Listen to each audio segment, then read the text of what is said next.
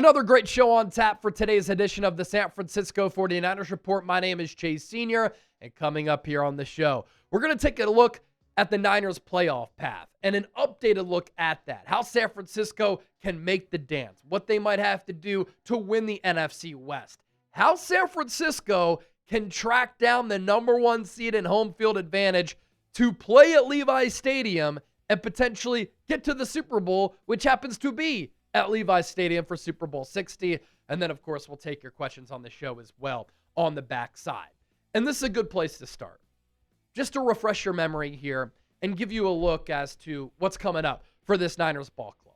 They had a Week 14 bye, very out of the ordinary, very late. Kyle Shanahan even said, I don't know if I would wish to have this again. It was a little bit weird. But look, the Niners went into the bye having won 3 games in a row. They come out of it feeling refreshed. They're a little bit healthier.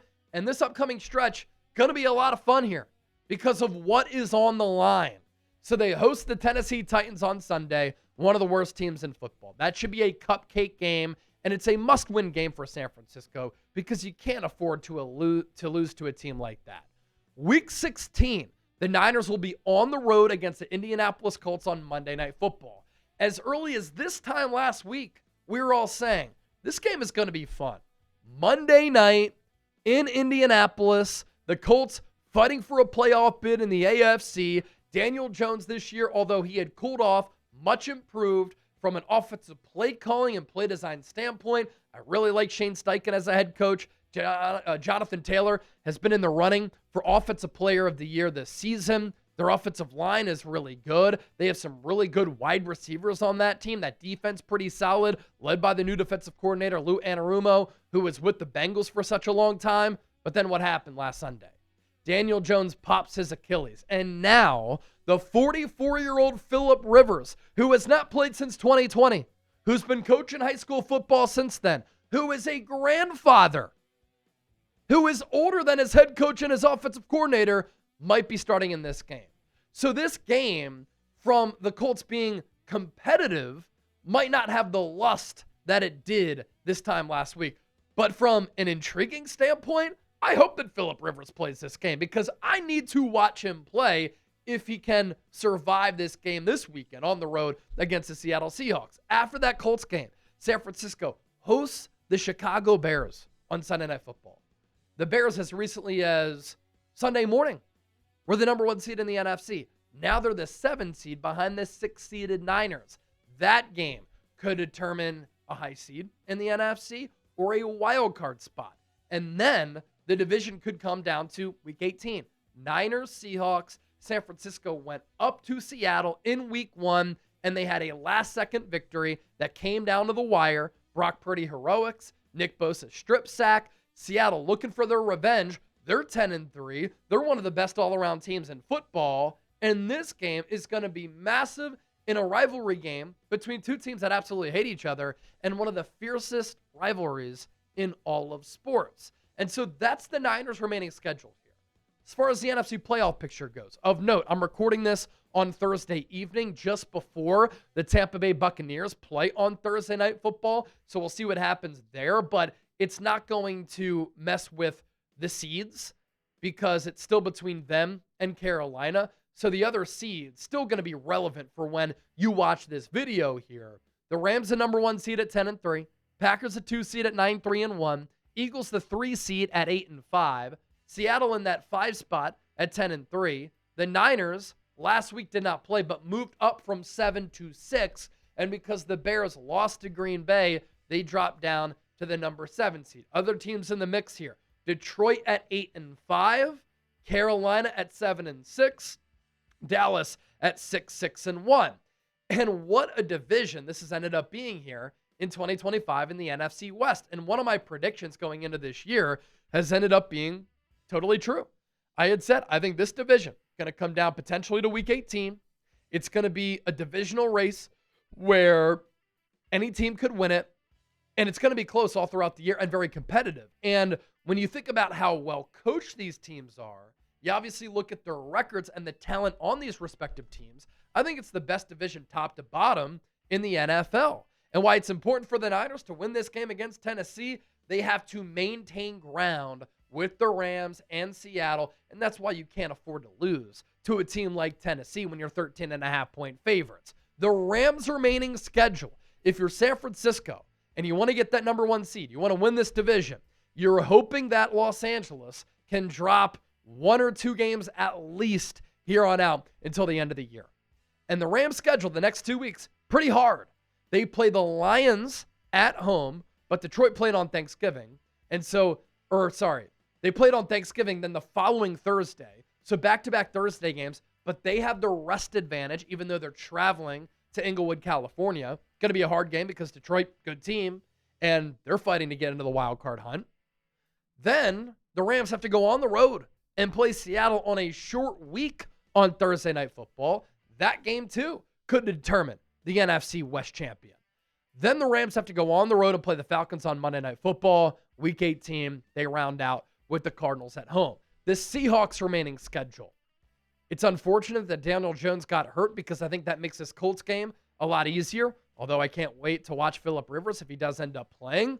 But Week 15, Seahawks at home against Indy. Week 16, they get the Rams at home on Thursday Night Football. The game on the road against the Panthers isn't going to be easy. We just saw the Rams 2 weeks ago lose as 10-point favorites on the road against Carolina. Carolina going to be fighting to win the NFC South. And then Seattle, of course, on the road to play the Niners. And so a couple of marquee games to look out for in Week 15. Lions, Rams, 5.5-point favorites. Colts, Seahawks, Seattle, 13.5-point favorites. Keep tabs closely on those games while, of course, hanging out with us here live on the 49ers Report and hoping that the Niners can pull out a dub. Let's also get to this because this is so fascinating.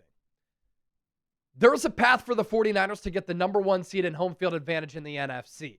Here is the simplest path to accomplishing that. Step number 1. The Niners have to win the rest of their games against the Titans, at the Colts, home against the Bears and Seahawks. That will be hard to do, but it is possible. If the Niners win the rest of their games, they need the Rams to lose against the Seahawks or Cardinals in the NFC West. The Niners also need the Packers at 9-3-1 to lose a game. Next 2 games for Green Bay, they travel to Denver and Chicago. Hard slate. The Niners also would have a 5-1 record in the NFC West that would allow them to win the division while finishing 13-4 on the year. If they do all of that and they get some help, that is the path for San Francisco to get the number 1 seed and home field advantage for the NFC playoffs, where perhaps they wouldn't have to travel anywhere if they can make it to the Super Bowl, because Super Bowl 60 is at Levi Stadium in Santa Clara, California. As for some of the playoff odds and percentages for San Francisco, according to the ESPN Football Power Index, to make the playoffs, the Niners right now sitting pretty. They have a 93.4% chance to make the postseason.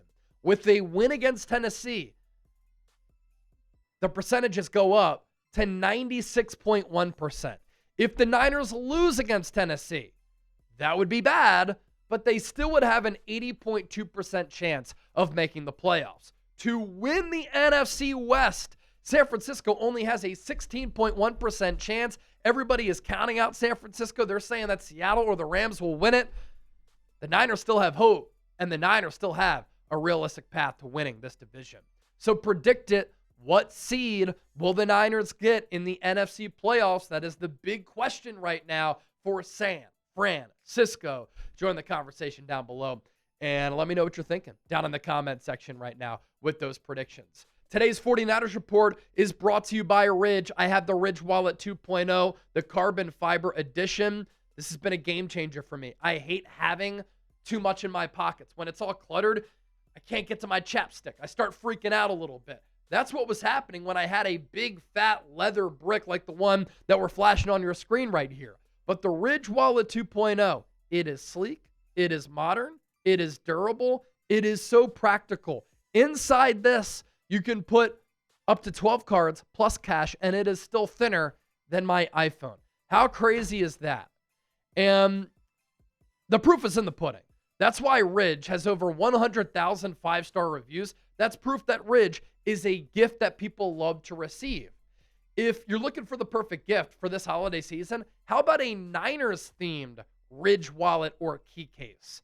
Because Ridge has over 50 plus colors and styles to choose from. You can even get a wallet that features every NFL, Major League Baseball, or college team. This is perfect for holiday gifting, especially since Ridge is having their biggest sale of the year right now. Plus, all Ridge wallets have new industry-leading built-for-life warranty, so even if your wallet gets lost or stolen, they've got you covered. As far as the Ridge 2.0, everything is better. They've been perfecting this for 12 years. It's 10% lighter, made more modular with improved cash straps, money clips, and the AirTag attachments. What I love about the Ridge wallet, it's the last wallet I'll ever have to get because it's made with premium materials like aluminum, titanium, and carbon fiber. So here's the deal. For a limited time, Ridge is having their huge holiday sale. Head to ridge.com. Get up to 47% off your order. This is by far the biggest discount they've given all year. That's ridge.com for up to 47% off your order during their biggest sale of the year. After you make your purchase, they'll ask you where you heard about them. Please support our show and tell them that the 49ers Report sent you. Let's start to take your questions here. Welcome into the San Francisco 49ers Report. Excited to open up the floor and take all of your questions for a mailbag. Niners going into this Week 15 game against the Tennessee Titans. It's been a really exciting year for San Francisco considering what they've accomplished up until this point, given everything that's gone against them. And it's always fun to watch a football team that is extremely well coached, very disciplined, that fights hard and plays hard every single week, and that's what we've seen from this Niners 2025 team, as I think Kyle Shanahan, by far and away, is the coach of the year. And Robert Saleh, for that matter, I think he's the best defensive coordinator in football this year with what he's done with this unit. All right, let's begin by taking this $5 super chat with Angry Mob watching the show. Robert Saleh was fired from the Jets, then he came back, and he is saving the season. Yeah. And when Robert Saleh was fired by the Jets, I said right away, the Niners need to bring him back, whether it be during the 2024 season or after the year during the offseason. Obviously, Saleh had joined Matt LaFleur's staff with the Green Bay Packers, and he was working as like an offensive analyst. But I was a believer that Saleh could come back and lead this Niners defense. He's a great leader. I thought San Francisco needed that energy back on the sideline because Nick Sorensen was just a flatliner, and San Francisco needed some juice on that sideline. Last year, they were missing physicality, swagger, playing with confidence on the defensive side of the rock. But there's one thing about Robert Saleh, too. It's his ability to get creative with his defensive calls, adapting his scheme, continuing to evolve and innovate with the modern trends of offensive football. And we've seen, as the Niners have lost the likes of Nick Bosa, and they've lost the likes of Fred Warner, he's been able to adapt his play calling, his scheme, the personnel, and figure out ways to be successful on the defensive side of the ball. And could you imagine if Nick Sorensen was the defensive coordinator for this team, how bad the Niners would look? They wouldn't be 9-4. I don't think they'd be in the playoff hunt. And this defense statistically would be one of the worst defenses in football. Yet the Niners this year, top 10 in points per game allowed without Nick Bosa and Fred Warner. Now, their pass rush isn't great. They're dead last in sacks, dead last in pressure percentage. But Robert Saleh, as I've said all year, making chicken salad out of chicken shit, and it's a great example of a superior, elite coaching job that's been really fun to watch. We've also seen some players develop under his watch, like Ji'Ayir Brown finding a groove. Deommodore Lenoir, Renardo Green, playing pretty damn well.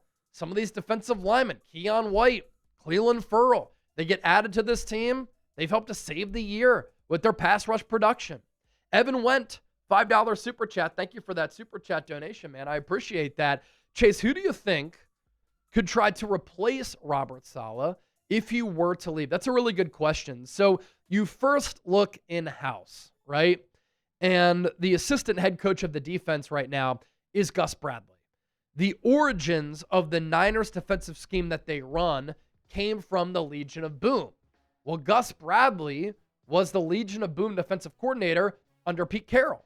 Given what he did with Seattle, he got the head coaching job with Jacksonville. Guess who Gus Bradley hired as his linebackers coach whenever he got that head coaching job? He hired Robert Saleh. Robert Saleh did such a great job at Jacksonville that when Kyle Shanahan took the Niners head coaching job in 2017, he hired Saleh to be his defensive coordinator.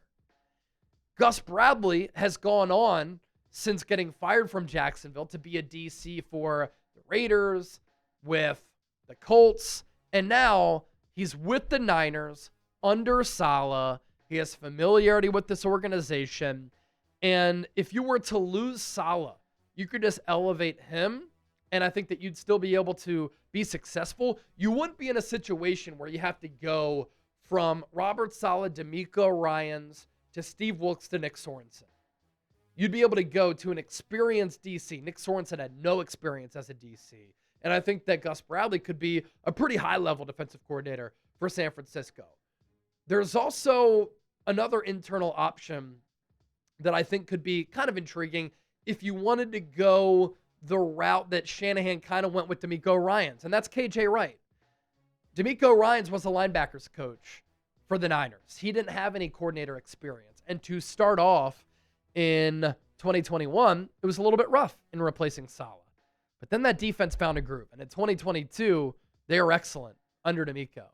And you look at what D'Amico's doing right now, the Texans have the best defense in football. So KJ Wright is a defensive quality control coach right now, but if you wanted to go younger, you could go with him. Or you promote Gus Bradley and KJ Wright maybe waiting in the wings. As far as an external candidate, this name kind of popped up to me the other day.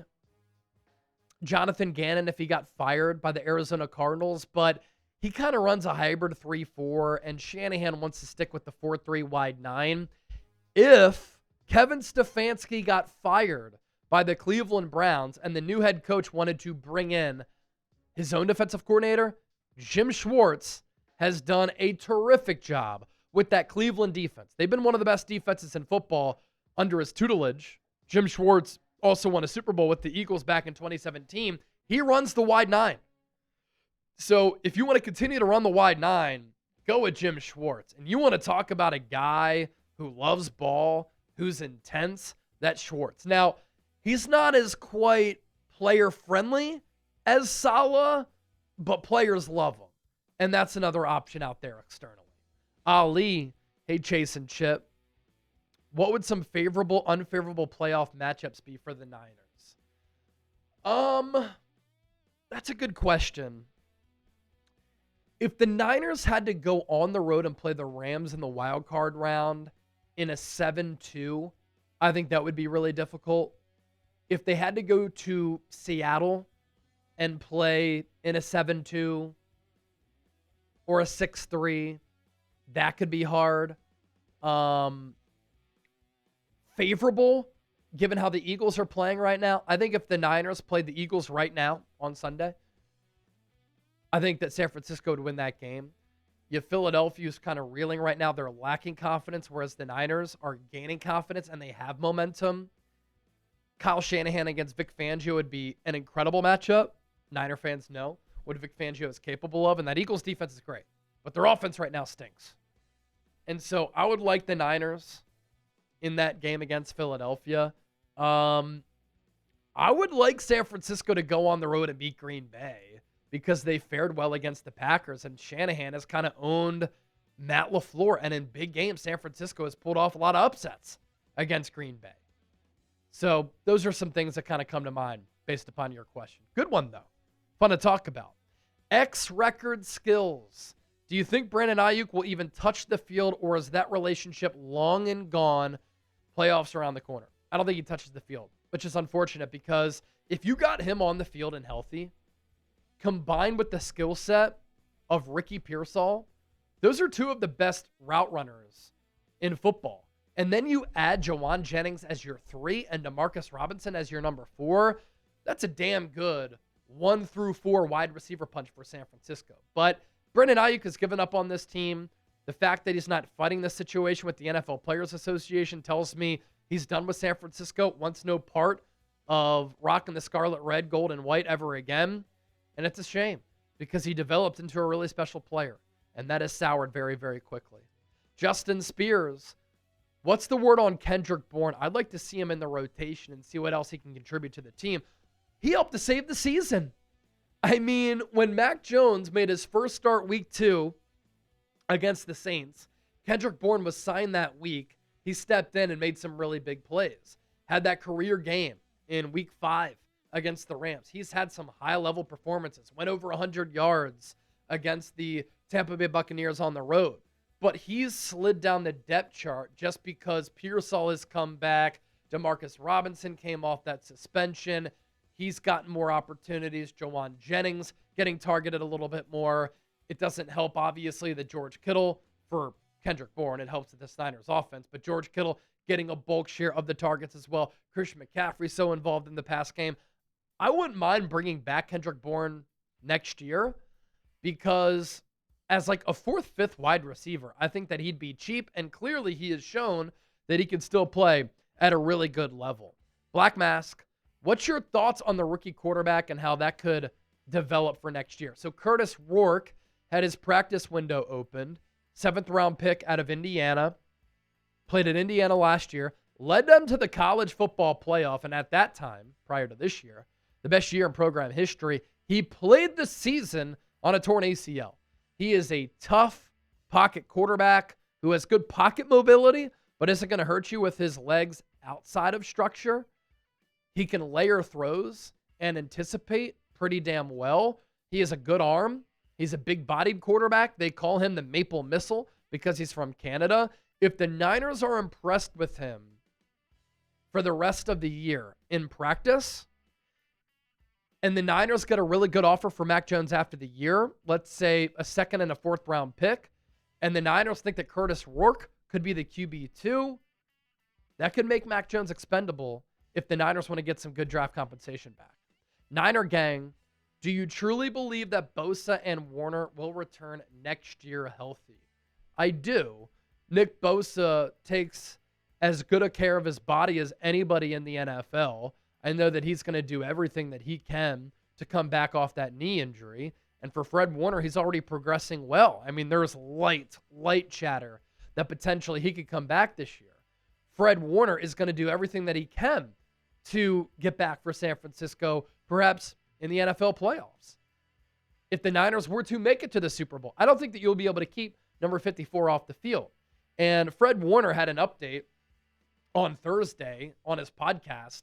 He is walking 10 toes down, no longer needs a boot. He is doing some running on an underwater treadmill. He's weight bearing now. There was a video of him cold plunging in Lake Tahoe. He didn't need any help getting in the water. He was just timid of getting in the water because it's freezing, especially this time of year. And so Fred Warner is progressing really well. He even said that himself, that the recovery is coming along great. And he's pretty amazed at how quickly he has come along and how fast time has gone since that injury against Tampa Bay. So I think Warner for sure will be healthy next year. And Nick Bosa next year will be healthy. And hopefully Fred Warner can come back at some point this year, but that would require, I think, for the Niners to make it to the Super Bowl. Maybe the NFC Championship game. John Lynch was also asked on the radio on Thursday about Fred Warner coming back, and he said, you know what? You know he's going to try to do everything to get on the field, but I think that that would be pretty crazy if you were to come back. The 49er guy, last question here. Has John Lynch provided stats on Eric Kendricks? What do you mean stats? Do you mean, status? Status makes sense. So recording the show on Thursday during the live show, Shanahan said on Wednesday that he hurt his calf. And so we're not sure if he's going to be able to play on Sunday against Tennessee. If you hold him out against Tennessee, hopefully he can play the following week on the road against Indy. What's notable is that he has been a very durable player throughout his career. He's been in the league for 10 years. He's had more than 100 tackles in 9 straight seasons. That requires you being healthy and not missing a lot of time, if any. So hopefully he can play because this Niners team at linebacker, it's very thin. Don't forget to hit that subscribe button for more Niners coverage right here on the San Francisco 49ers Report. Appreciate all of you for always tuning in and supporting the show.